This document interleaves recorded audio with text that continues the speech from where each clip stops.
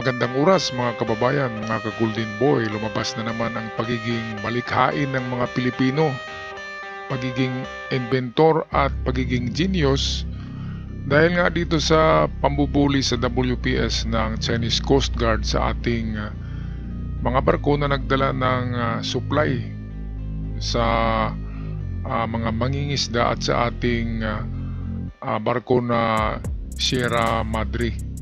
Kaya ito, naka-imbento, tinatawag nila ito ng Coast Guard na barko na Lapu-Lapu. Hango sa matapang nating bayaning si Lapu-Lapu ay gumawa pa lang Coast Guard ng isang civilian ship na tagahatid ng mga supply doon sa WPS, mga pagkain at gasolina.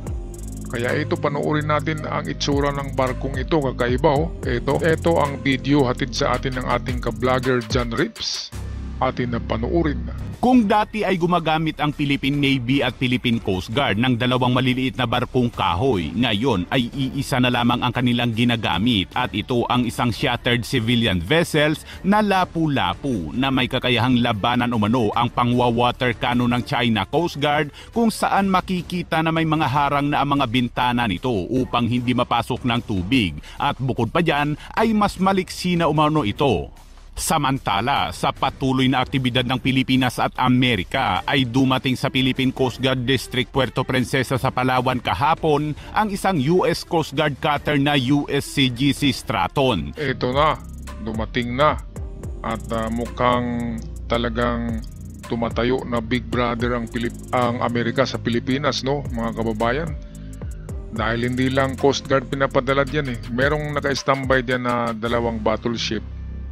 At minsan yung aircraft carrier ay dumadaan diyan ngayon, pabalik-balik sa WPS. Balikan natin tong ating barko na inimbento ng ating mga hinyo.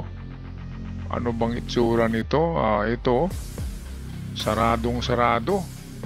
Nakita nyo yung bintana niya, ang liit-liit lang ng butas, no? Tapos may glass pa yan, kaya hindi na talaga mapasok yan ng tubig. Totally waterproof, water bombero. Itong bomberong tubig ng Chinese Coast Guard ay hindi na mapapasok ng tubig yan. Kaya ligtas ang paghatid ng supply mission papuntang BRP Sierra Madre at sa mga mangingisda. Dahil sa itsura pa lang nito ay useless na yung bombero. Iyak dito ang iiyak dito ang mga Chinese Coast Guard kapag ito ang maghatid ng pagkain doon sa BRP. At ito ay dinig ko double engine to kasi mabilis daw to. Hindi daw to kayang habulin itong mga Coast Guard ng China, kaya ginawang double engine. Parang speedboat ng bilis niyan Mabilis talaga para hindi mahabol, kasi ang tanging magawa na lang ng Coast Guard dyan ng China ay bundulin yan. Bundulin. Hindi na yan kaya ibumbero, kaya bundulin na lang yan. Ang problema ngayon, hindi nga nila maabutan kasi maliksi, mabilis, double engine. Kaya anong magawa nila, di ba? Ito na yung laro ng cat and mouse. Yung cat and mouse na laro. Kapag nandyan ang pusa, tatakbo ang ang daga ng mabilis. Parang gano'n na lang Kaya ito, nakakatawa ito kapag mapanood natin next week. Kapag nag-deliver ito ng supply, mapanood natin kung gaano talaga kapulido ang pagkagawa nito. Kung maka-stand ito sa bombero ng Chinese Coast Guard. Alright, punta tayo sa kabilang dako. Itong pagdating ng ng US Coast Guard dito sa may Palawan. Na USCGC Straton, itinampok ng port call ang patuloy na pagsisikap na palakasin ang bilateral partnership sa pagitan ng Amerika at Pilipinas. Ang USCGC Straton ay mananatili umano sa Puerto Princesa hanggang Lunes, kung saan lalahok ito sa isang serye ng mga aktibidad ng kooperatiba kasama ang Philippine Coast Guard. Ayan, so magkasama na to ng tandem na ito papuntang WPS, maghatid ng mga resupply mission kasama ng US Coast Guard titingnan natin kung bubundulin pa rin ito ng China. Ay diyan na talaga sila malalagot. Kasi nga nung nakaraang magkabanggaan dyan, yung nagkabanggaan mismo ang dalawang barko ng China, ay nandyan pala yung USS Higgins ba yun na destroyer? Malapit lang pala kaya pala naratol yung yung Navy ng China, kaya pala pinigilan yung pagbangga ng Chinese Coast Guard sa ating barko na suluan. Kasi nga nandyan lang pala matatanaw yung dalawang destroyer, pinadala kaagad ng Amerika. Kaya biglang liko biglang hinarang mismo ng Chinese Navy ang kanilang Chinese Coast Guard. Yun ang analysis ko kasi bakit biglang lumiko? Kaya naman na banggain doon sa unahan yung imbisuluan. Pero hindi nila ginawa kasi kitang-kita ng ng US destroyers kung ano ang ginagawa ng mga Inchik. Kaya ang ginawa ay hinarang yung kasama niya na Philippine Coast Guard, na Chinese Coast Guard ng Chinese Navy. Ang gulo-gulo nito, parehong Coast Guard, parehong Navy. Kaya ito ang nakikita ko sa ating analysis nga sadyang hinarang talaga ng Chinese Navy ang sarili nilang Chinese Coast Guard dahil nandun pala sa horizon yung dalawang battleship ng Amerika. Noong araw din na yun ng magkabanggaan doon sa sa WPS. Kaya nagiging viral Kaya ito, suportado talaga tayo. Hindi lang Coast Guard pinadala ngayon. Ay pabalik-balik na diyan sa WPS ang isang strike group ng Amerika. Ito yata yung Carl Vinson. Atin nga panoorin, patuloy tayo sa video. Lalayong pahusayin ang koordinasyon at mutual understanding. Dumalo sa pagsalubong sa barko si US Ambassador to the Philippines Mary Kay Carlson kasama si Admiral Ronnie Helgavan na Commandant ng Philippine Coast Guard at iba pang mga matataas na opisyal ng Philippine Coast Guard. Samantala, sa pinakabagong satellite image na ipinakita ng US Navy ay nagpapakita na ang aircraft carrier na USS Nimitz ay patuloy na tumatakbo sa South China Sea. So ito USS Nimitz pala ang aircraft carrier na ito. Merong escort ito na dalawang battleship. Kaya pabalik-balik nung pagka kinabukasan kaagad ito right after na nangyari yung collision ng mga Chinese vessels ay pinakita kaagad ng Amerika na itong free zone ito yung lugar kung saan diyan pwedeng dadaan ang mga barko na pangkomersyo o mga barko na mga battleships. Kasi yan ay parang right of passage yan kung subdivision pa yan, merong mga daanan talaga ng sasakyan, hindi pwedeng wala. Karagatan lang yan pero merong right of passage ang international yan international waterways. Ngayon gusto ng China angkinin ang buo, kaya hindi pwede, kaya magagalit dito ang Amerika. Ngayon pati India galit na rin, kaya nga ang India ay nagbenta sa atin ng mga armas at nakipag coalition, allied sa atin ang India dahil nga mayroon palang mayroon tayong i-vlog next vlog. Ang China pala ay talagang naghanda para sa India. Kaya ang India ngayon ay naghanap ng mga itong kapartner para sa seguridad, sa defense, at nakikita nila na Pilipinas ang maganda. Kaya ang India ngayon tumutulong na sa pagpatrolya sa itong South China Sea at Indian Ocean. Ang Indian Ocean ay hawak yan ng India Napakalaki ng Indian Navy, kaya hindi yan magugulat ng China. Meron ding mga armas ang India Kompleto yan. Yung BrahMos, pinakamabilis na hypersonic missiles. BrahMos kasi ay Russia, India, partnership na at technology rin na pinagsama ng Russia at India, kaya napakagaling ng mga missiles na yan. At first customer ng India ay Pilipinas sa pagbenta ng BrahMos missiles. Alright, patuloy tayo sa balita courtesy ni John Rips. Kasama ang dalawa pang R-Labor-class destroyer kung saan ang US 7th Fleet ay patuloy na pinapanatili ang presensya ng hukbong dagat sa kanlurang Pasipiko. Nauna nang sinabi sa Newsweek na ang barkong pinapagana ng nuclear ay nagbibigay ng presensya at mga puwersang handa sa labanan. Ang US Navy ay may pinakamalaking aircraft carrier fleet sa buong mundo at regular silang nakadeploy sa iba't ibang mga bansa lalo na sa Asia upang ipakita ang hindi natitinag na pangako ng Amerika sa isang malaya at bukas na Indo-Pacific region. Ayan, so kailangan nga bukas yung mga daanan dyan, yung karagatan.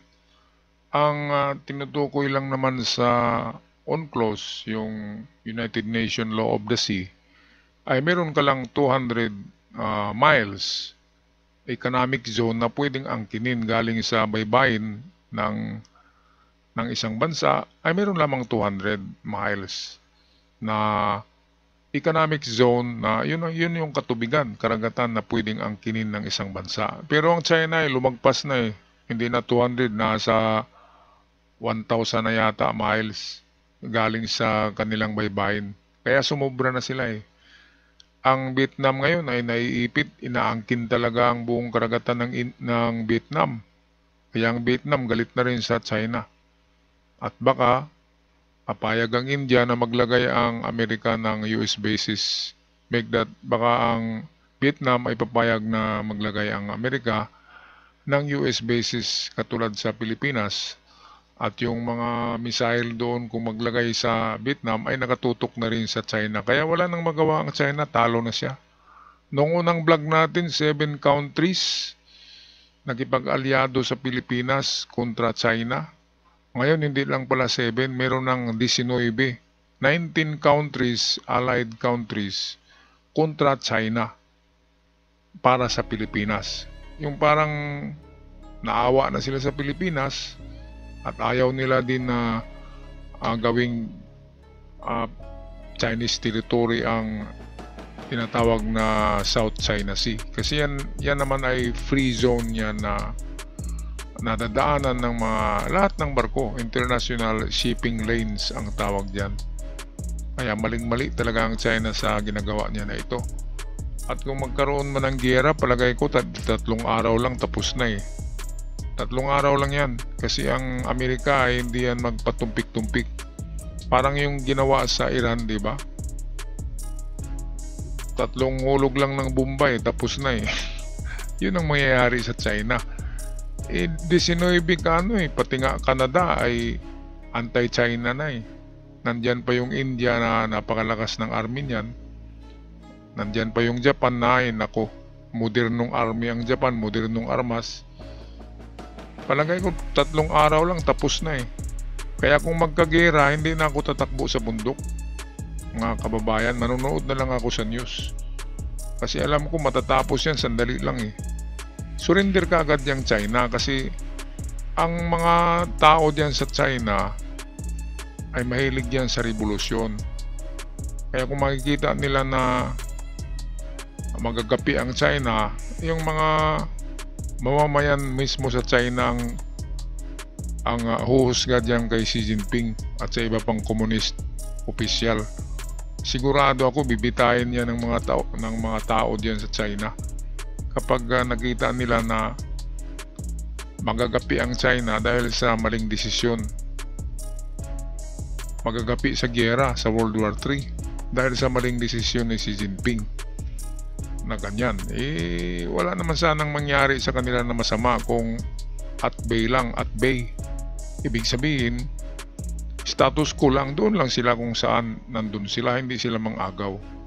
Pero kung yun ang gagawin nila, maling-mali talaga na desisyon dahil nakaplano na ang Amerika, naka-encircle na, kompleto na, di ba? Araw-gabi naghahakot ang Amerika ng armas sa papuntang Pilipinas.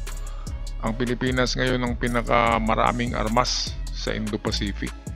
Hindi lang yan pinapakita, pero araw-gabi, 24 hours, may naglalanding ng mga malalaking eroplano nagdadala ng mga tangke de gera, ng mga missiles, lahat na lamang, ammunition. Nagiging sentro ang Pilipinas ng, katulad din noon ng Cold War, ang Pilipinas ang pinakamaraming armas na nilagay ng Amerika. Alright, so atin nang tapusin ang bidyong ito. Balikan natin ang video clips courtesy ni John Rips. Kung saan nagpapakita rin ng puwersa ang China na humahamon sa dominasyon ng hukbong dagat ng Amerika. Unang namataan ang Carrier Strike Group noong May 9 sa bahagi ng teritoryo ng Pilipinas at kaninang umaga ay namataan muli ang Carrier Strike Group malapit sa Singapore na pabalik na naman sa West Philippine Sea. Bukod sa Carrier Strike Group ay nakita rin sa flight radar ang isang C-2A Greyhounds na lumipad mula sa Angeles, Pampanga na naglibot sa South China Sea. Ayan, so puspusa na talaga ang paghanda ng Amerika. Kahit surveillance plane ay meron sila Araw-araw pala yan nag-iikot. Kaya alam nila yung nangyayaring banggaan. At ito namang carrier fleet na USS Nimitz ay dito pala yan nakadestino sa atin talaga sa WPS. Pabalik-balik papuntang Singapore, WPS Singapore. Mabutit hindi naabutan yung yung banggaan, yung paghabol nila sa ating maliit na Coast Guard. Kung nakita yun sigurado ito yung ihaharang sigurado yun. Kasi alam ng Amerika kung saan lang ang teritoryo ng China. Noon pa yan, noong Cold War 1980s. Alam ng Amerika kung hanggang saan lang ang China. Matagal na yan nag-claim ng China, pero noon medyo malayo-layo pa yung claim nila. Ngayon malapit na talaga sa Pilipinas Nagiging 10 dash line na. Noon 7 dash line, nagiging 9 dash line. Ngayon nagiging 10 dash line kasama na ang Palawan. Grabe. Ano ang masasabi nyo dito mga kababayan? Paki-comment sa ating comment section down below. At sa mga bago pa lamang sa channel, huwag kalimutan mag-subscribe. Napakalaking tulong para sa aming mga content creator. Hanggang sa muli, God bless the Philippines. Ingat ang lahat.